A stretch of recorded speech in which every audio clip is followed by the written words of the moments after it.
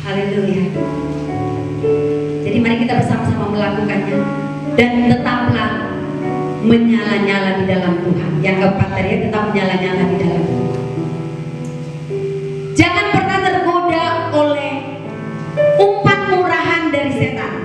Jadi umpan murahan yang daripada setan, yaitu tadi lewat ekonomi, lewat masalah keluarga, ya. Kami bincang-bincang juga semalam, agak ya diberkati lah. Seorang ibu bilang begini, saya udah capek masak, semuanya saya kerjakan. Lalu oleh karena capeknya saya rebahan di dekat meja makan ini. Tiba-tiba suami anak datang semua, ngambil piring masing-masing, makan semua. Saya seolah-olah tidak dilihat. Dia merasa sakit hati. Lalu dia bilang begini, kalian ya, nggak ada tahu diri kalian. Aku di sini entah basa-basi entah apa. Akhirnya mereka semua katanya diam, nggak ada yang ini. Lalu ibu ini merenung dan bilang gini, bodoh aku ya. Lalu Tuhan berbicara kepadanya, atau mau mati? Ngapa pula aku mesti minta diharga-hargai? Lalu saya katakan seperti ini, kalau sesuatu terjadi kepada kita, masalah terjadi kepada kita, itu tadi salah satu contoh. Itu Tuhan izinkan adalah supaya setiap yang diperhadapkan kepada kita itu berarti itu masih ada kepada kita. Kesombongan, ini dihargai, ini dihormati. Jadi kita akan diperhadapkan kepada masalah seperti itu supaya kelihatan, waduh, rasa ingin dihargai muncul dong. Itu cara kerja Tuhan. Jadi bersyukur saudara kasih Tuhan. Kalau nanti saudara diperhadapkan dengan hal-hal yang menjengkelkan, berarti kesabaran saudara sedang diuji. Nah, kurang lebih kesabaran. Murah-murah berkata-kata yang ini, berarti di dalam dirimu belum ada buah roh kasih, sukacita, dan kesejahteraan. Nah, ini yang Tuhan mau. Inilah yang disebut kita naik level, naik ke tingkat-tingkat yang Tuhan siapkan bagi setiap kita. Haleluya. Jadi saudara yang kasih Tuhan, untuk kita boleh konsisten di dalam pengiringan kita kepada Tuhan, saya mau tekankan satu hal kepada setiap kita. Pastikan saudara tidak mengkhianati kerajaan surga hanya karena titik-titik. Ada beberapa contoh yang di dalam Alkitab orang mengkhianati kerajaan surga. Ya, seperti kita lihat, siapa yang mengkhianati Yesus? Yudas. Oleh karena apa? Uang. Oleh karena uang 30 perak keping, ya. Lalu siapa lagi? Ada si Demas, ya. Ada banyak hal. Jadi biarlah kita bukan orang yang terbilang di dalam yang mengkhianati kerajaan Allah. Saudara harus ingat bahwa saudara semua, kita semua adalah duta-duta kerajaan Allah. Amin. Jadi jangan ada yang mengkhianati kerajaan Allah, karena kita semua utusan-utusan Allah. Amin. Amin. Semua juga mengkhianati Allah. Nah, yang mengkhianati Allah, saudara ingkar akan janji kepada Tuhan, saudara tinggalkan Tuhan, lalu pergi menyembah Tuhan yang lain, itu namanya sudah mengkhianati. Dan harapan kita, seluruh keluarga kita, biarlah tetap ada di dalam Yesus Kristus. Haleluya. Ya, yang kedua, kita harus tetap setia melayani. Tadi konsisten, yang kedua tetap setia melayani. Nggak melayani ya, walau waktu singir wow, walau waktu well wow, persembahan dan lain sebagainya. Nggak melayani dia.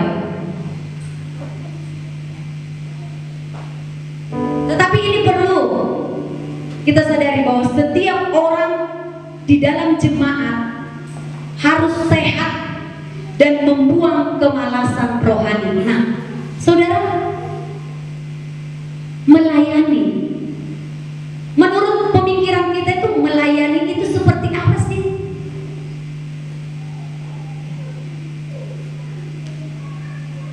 Jemaat Tuhan, sudahkah merasa melayani Tuhan? Katakan saja amin, amin, tidak. Amin, sudah melayani Tuhan? Amin. Saudara duduk hari ini melayani siapa? Saudara memuji siapa? Mengagungkan siapa? Ini pelayanan. Jadi kalau engkau memberi dirimu datang di dalam persekutuan, kau melayani Tuhan. Lewat apa melayani Tuhan? Lewat cara bicaramu, lewat cara pakaianmu, lewat tindakanmu, itu sudah melayani Tuhan. Bukan saudara harus sudah di depan sini. Kalau di depan sini ya puji Tuhan, berarti saudara mengembangkan talenta yang Tuhan beri pada setiap kita. Tapi kehidupan kita menjadi berkat, itu disebut melayani Tuhan. Ya. Dikatakan di sini, tetapi syukur kepada Allah yang telah memberikan kepada kita kemenangan oleh Yesus Kristus Tuhan kita. Karena itu saudara-saudaraku yang kekasih, berdirilah teguh, jangan goyah, dan giatlah selalu dalam pekerjaan Tuhan. Sebab kamu tahu bahwa dalam persekutuan dengan Tuhan, jeripayahmu tidak sia-sia. Jeripayah saudara sudah meninggalkan segala sesuatunya tidak sia-sia. Amin. Tuhan bilang, terima kasih anakku, kau sudah beri hidupmu, kau persembahkan, kau sempatkan, kau beri waktumu yang terbaik untuk menyembah aku, mengagungkan, memuji aku, kata Tuhan. Mungkin kalau kita hitung hari-hari kita di luar sana jauh lebih banyak daripada kita menyembah Tuhan. Tetapi ini Tuhan perhitungkan, kau duduk di tempat ini. Dan lebih lagi apabila kau dengan sungguh-sungguh, serius, tekun, fokus akan ibadah di dalam menyembah Tuhan, mendengar firman Tuhan, maka berkat-Mu luar biasa yang Tuhan beri. Ya. Jadi bagaimana melayani Tuhan? Saudara, di dalam kebenaran firman Tuhan juga ada berkata seperti ini. Seseorang yang memberi secangkir air putih saja kepada hamba Tuhan tidak akan kehilangan upahnya, betul? Jadi melayani ini ada banyak. Melayani itu ada banyak cara. Ya. Jadi yang mau Tuhan tekankan bagi setiap kita jemaat Tuhan di tempat ini. Sekarang kita bertanya, bagaimana kita tetap setia melayani Tuhan? Saudara mau tetap setia melayani Tuhan? Amin. Nah, yang pertama yang harus kita lakukan adalah sadarilah bahwa Tuhan telah memberikan kemenangan kepada kita. Sadarlah bahwa Tuhan sudah memberi kemenangan kepada kita. Yang percaya katakan amin. Inilah yang membuat kita dapat melayani Tuhan. Lebih dari pemenang dalam segala perkara, iblislah dikalahkan oleh kuasa darahnya. Jika Allah di pihak kita, siapa dapat melawan? Kita lebih dari pemenang. Amin. Amin. Saudara harus sadar bahwa saudara adalah pemenang. Amin. Jadi orang yang dapat melayani adalah orang yang merasa dirinya pemenang. Mau saya tertuduh dong, dan layang kau, tampu do piau, ay berbeda-beda do piau, ay songan do piau. Kalau tetap saudara merasa seperti itu, saudara akan tidak bisa melayani, ya, baik melayani di pekerjaan atau di mana. Tapi ingat, kalau kau sudah menang, sebabnya kau dapat melayani. Ya. Haleluya. Sesungguhnya Yesus sudah memberikan kita kemenangan. Setan dan sudah ada di bawah kaki kita. Setan sudah dikalahkan dan ada di bawah kaki kita. Itu sebabnya saudara harus berkata, setan oleh darah Yesus kau telah kalah. Setan oleh darah Yesus kau telah kalah. Setan oleh darah Yesus kau telah kalah. Beri pada Tuhan. Iblis itu, masalah itu, pergumulan kita itu ada di bawah telapak kaki. Amin. Saudara mungkin kalau ada di depanmu bisa menyerangmu atau dari belakang, tetapi dia di bawah kakimu. Begitu dia berkutik, tinggal letakkan. Amin. Amin. Artinya kau sanggup, ya. Karena kita. Lalu saudara, untuk kita boleh melayani, kita harus memiliki mental juara. Harus memiliki mental juara. Jangan mental baik juara kecil ya tahu. Juara kecil itu dulu kami gitu. Oh nomor kecil dong, ya maksudnya nomor paling belakang gitu. Ya. Tetapi kita harus memiliki mental juara. Sombong nih juara. Memang harus seperti itu, karena kita lebih dari pemenang. Kalau Yesus menang, kita menang. Bahkan dikatakan lebih dari pemenang. Ya. Jadi kita harus memiliki mental juara.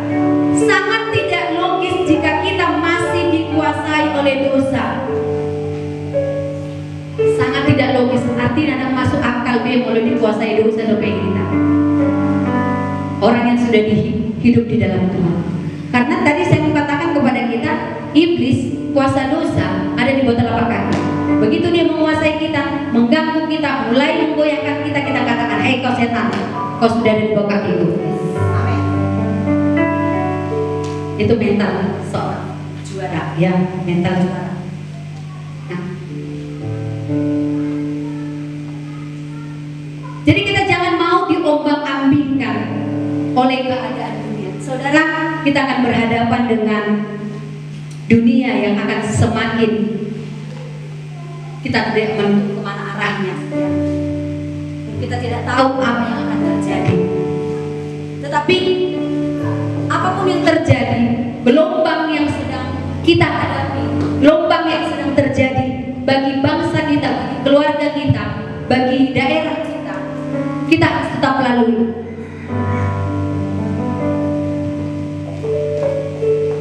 Ya, kasih. Kita harus tetap lalui. Karena apa, saudara kasih Tuhan? Di dalam gelombang itulah kita akan tahu kita pemenang atau tidak. Karena orang yang bertanding lah yang ketahuan menang atau tidak. Betul? Wih, aku menang apa? Gak ada. Kan lucu. Wih, aku menang dalam perkaraku. Masalah apa? Masalah rumah tangga. Kenapa? Suamiku begini, tapi sekarang sudah begini. Oh, puji Tuhan, menang dia.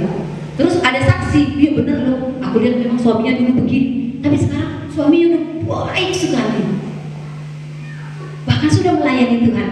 Nah, ini baru boleh dikatakan menang, ya.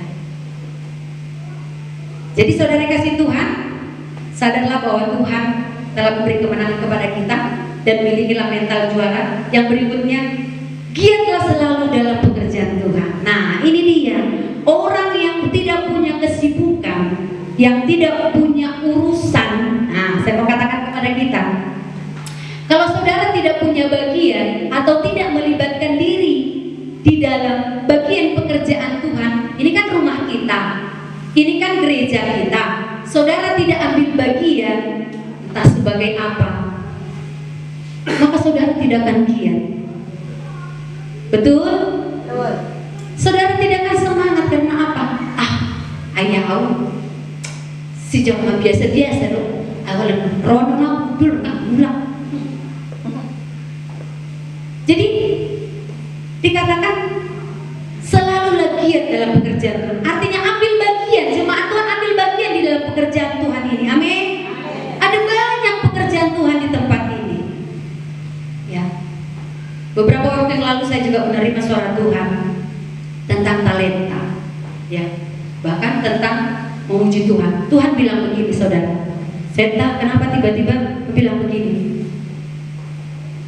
Kalau manusia sudah tidak mau memuji Tuhan, apalagi saat ini ya, alasan gereja ditutup lah, oleh karena begini dan lain sebagainya. Kita nggak ngerti. Entahkah ini cara ini bisa, kita nggak perlu kita permasalahkan itu. Tetapi ini adalah tanda akhir zaman. Ya. Lalu kita bilang begini, nggak melayani Tuhan, nggak memuji Tuhan, kok adalah kesempatan untuk ini. Karena memang apa? Kalau kita tidak memiliki kemauan untuk melayani atau tidak giat di dalam pekerjaan Tuhan, kita akan berkata, baik mak, kalau aku dulu kalian kan harap kegiatan nasi. Tetapi bagi orang yang ambil bagian di dalam pekerjaan Tuhan, dia akan berkata, apalagi ya, aduh maunya ibadah lagi, aduh maunya jangan sampai ke ibadah loh. Kan seperti itu berkata. Nah, saya mau katakan kepada kita semua, ada satu perkataan dari Sunday Adelaja tentang orang yang bagaimana supaya giat selalu dalam pekerjaan Tuhan. Dikatakan seperti ini, saudara, kita dengar supaya kita boleh mengambil hikmahnya. Bahwa dikatakan seperti ini, si pemalas adalah pencuri. Nah, orang yang tidak giat berarti orang yang malas. Betul? Kan lawan katanya deh. Nah, jadi ini Sandela Adelaja ini berkata seperti ini, bahwa si pemalas itu adalah pencuri. Mencuri apa? Ya, dia mencuri hasil dari orang rajin. Coba kita renungkan. Kira-kira betul nggak kalimat ini? Betul. Dia mencuri. Nah, misalkan gini, ada si pemalas di rumah kita. Ngapa-ngapain nggak mau. Kita kerja seperti ibu tadi, masak dan lain sebagainya. Dia tinggal makan.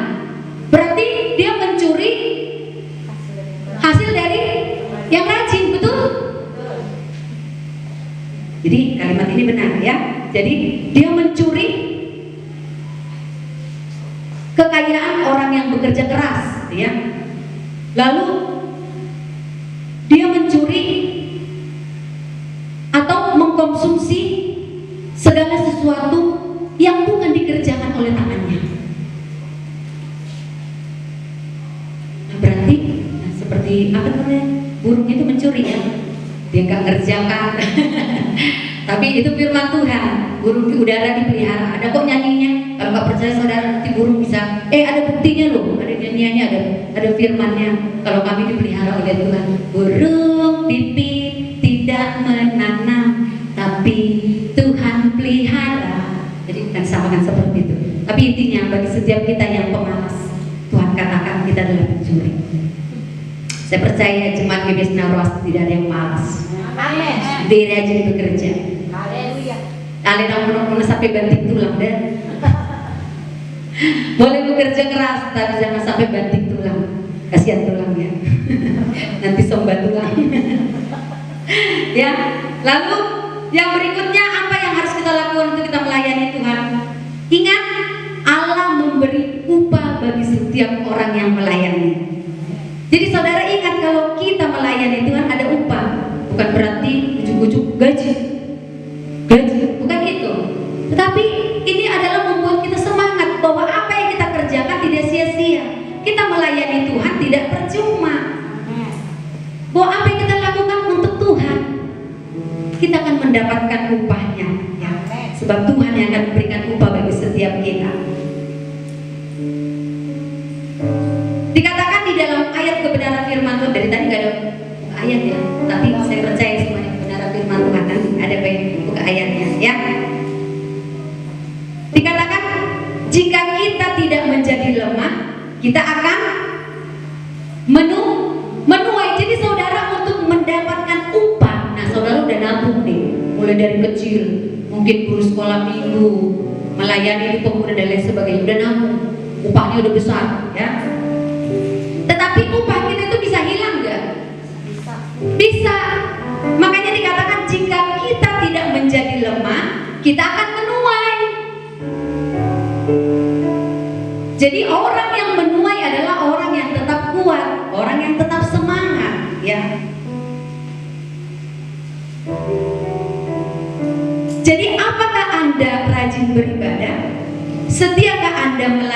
dia? Apakah Anda melayani dia hanya untuk menerima mahkota atau upah belaka? Jadi Tuhan mau katakan kepada kita hari ini, tetaplah melayani Tuhan sampai kedatangannya. Ya. Saya percaya semua akan memberikan dirinya untuk melayani Tuhan. Tidak akan tahan berdiam diri, tidak akan tahan hanya datang dan duduk, tetapi akan mempersembahkan hidupnya. Nyomong Tuhan, pakai maaf, apa yang ada padamu? Saya percaya setiap kita memiliki talenta kepada Tuhan. Ada masuk punya talenta. Setiap orang yang lahir diperlengkapi oleh Tuhan. Ada pada cerita seperti ini. Ada seseorang yang meninggal, lalu dikatakan seperti ini. Ini hanya ilustrasi. Kuburannya, petinya berat sekali. Lalu waktu dikubur tidak ditulis namanya, tetapi di situ ditulis harta terpendam. Kenapa saudara? Dia begitu banyak talentanya, begitu banyak kemampuannya, tetapi selama hidupnya tidak pernah dikeluarkan dan tidak pernah dilakukan untuk memberkati orang lain. Sehingga waktu dia mati, dibawa mati, dan waktu dia mati, itu terkubur juga. Saudara, Tuhan mau setiap kita jangan nanti mati berat. Oleh karena apa? Talenta yang Tuhan beri kepada setiap kita tidak kita salurkan, tidak kita kerjakan. Ada di Alkitab perumpamaan tentang talenta, di mana Tuhan berkata ada yang diberikan 1, diberi 2, diberi 5. Saudara, saya nggak tahu berapa di pada setiap kita, tetapi percayalah di dalam kebenaran firman Tuhan berkata seperti ini. Yang diberi 1, dia pergi ke kemana? Dia mengubur. Lalu yang 2, yang 5. Nah, waktu Tuhan datang, dia bertanya, "Hai aku semua, datang kepadaku. Mari, berikan apa yang sudah kuberikan kepada kalian." Lalu datang yang 5. Dia bilang, "Tuhan, apa yang kau sudah beri kepadaku ini sudah bertambah." Lalu Tuhan berkata, "Engkau anak yang baik, biarlah kau senang bersama dengan aku," kata Tuhan. Lalu yang kedua, "Ini Tuhan, yang 2 sudah bertambah menjadi 4. Tuhan berkata, "Kau yang baik." Lalu yang 1 datang dengan malu-malu dan takut. "Tuhan, yang 1 yang Tuhan beri sudah kumpul." Lalu apa yang terjadi? Tuhan itu marah dan berkata, "Engkau hamba yang tidak berguna." Saudara, jangan sampai Tuhan nanti berkata hal seperti itu kepada kita. Apa yang ada padamu, pemuda, apa yang ada padamu? Jangan kita di luar sana mempermuliakan dunia dengan suara kita yang bagus, tetapi di dalam pekerjaan Tuhan, di dalam pelayanan Tuhan, kau enggan untuk memberikan suara. Kau ibu, jangan kau sibuk dengan urusan-urusanmu sendiri, sibuk dengan anak-anakmu. Lalu waktu engkau tidak diberi anak, kau berkata, "Tuhan, beri aku anak." Setelah diberi anak, "Tuhan, aku repot Tuhan, anakku ini." Serba salah. Lalu kau bapak, "Aku yang jadi kepala rumah tangga Tuhan, dari pagi sampai malam, sampai tengah malam, bahkan sampai tengah pagi, aku kerja terus." Semua punya alasan. Ya. Tapi biarlah setiap kita boleh memberi diri untuk melayani Tuhan. Haleluya. Baik, yang ketiga, tetap semangat. Nah, semangat, amin, semangat. Ayo katakan ke kiri kanan, semangat, semangat. Haleluya, haleluya. Saudara tahu gak kekuatan semangat? Semangat. Saudara pernah gak dikejar anjing? Pernah. Yang gak tahu lari gak? Tiba-tiba sekencang-kencangnya, ayo udah beri ke dia. Dia sampai ukuran 100 km, 100 kilo bisa lari. Karena apa? Semangat. dikit. Jadi saudara, semangat itu akan mengerjakan banyak hal. Itu sebabnya perlu semangat di dalam hidup kita. Untuk kita boleh tetap sehat, semangatlah di dalam Tuhan ya. Jadi saudara kasih Tuhan, dikatakan di sini ada beberapa alasan atau logis mengapa kita harus bersemangat. Nah, mengapa kita harus bersemangat? Karena hidup adalah perjuangan. Mau lu perjuangan kehidupan, ngapain semangat? Betul? Mau hidup perjuangan berarti sesuatu yang harus dikerjakan dengan lebih keras lagi, lebih berjuang, iya kan? Jadi saudara harus semangat. Kenapa saya harus semangat? Karena hidup adalah perjuangan. Kalau nggak berjuang, saudara mati ketembak. Seperti film apa itu yang tertembak tulangnya itu di 13 PKI ya? Yang katanya akan bilang tulang gitu. Jangan menyerah tulang. Jadi saudara, Tuhan katakan kepada setiap kita, jemaat Gebesna Rasul, jangan menyerah. Semangat ya. Karena dengan semangat kita akan dapat melalui, apalagi si Kopito. Kalau semangat saudara, ya, apa yang terjadi? Tetapi biarlah kita boleh tetap semangat ya. Karena hidup ini adalah perjuangan. Jadi berbuat baik menjadi perjuangan yang sangat berat di tengah-tengah dunia ini. Berbuat baik menjadi sesuatu hal yang sangat sulit atau berat di tengah-tengah dunia ini. Tahu boleh berbuat baik, mau dong ya. Apalagi molo yang mau diperbuat baik itu ada orang campur, tahu nak? Maksana ya. Tetapi apapun alasannya, berbuat baik harus berjuang. Katakan berbuat baik harus berjuang. Berbuat baik harus berjuang. Amin ya. Saudara kasih Tuhan, apapun alasan setiap kita, perbuatan baik itu sudah menjadi bagian kita dan harus kita kerjakan ya. Lalu yang kedua, mengapa kita perlu semangat? Kita tetap semangat. Orang yang bersemangat akan tetap kuat, betul? Orang yang bersemangat akan tetap kuat. Jadi orang yang semangat lagi disuruh mangga sekilo, ambui. Ya. Tapi orang yang bersemangat, ukuran yang ada daripada orang yang dagingnya, buyang kan? Pernah terjadi itu? Karena apa semangat? Saya ingat waktu panen kopi, lagi mahal lagi kopi. Aku timbangan waktu berapa ya? 60-an. 65 bisa kuangkan. Saking semangatnya, pikirannya kali sekian nanti ini, semangat mau terima uangnya. Jadi saya percaya kalau kita tetap semangat maka kita akan kuat, ya, kuat dalam segala hal, dalam segala badai. Nah, ini dikatakan orang yang bersemangat dapat menanggung penderitaannya. Orang yang bersemangat atau orang yang kuat dapat menanggung penderitaannya. Isena dapat menanggung penderitaan. Nah, penderitaan apa yang sedang saudara alami sekarang? Berarti saudara kalau dapat menanggungnya, saudara adalah kuat. Katakan aku kuat. Aku kuat. Karena dapat menanggung. Jadi orang yang tidak dapat menanggung penderitaannya, masalahnya itu bukan orang kuat. Ya. Tetapi hanya orang yang dapat menanggung penderitaannya itulah yang kuat. Ya.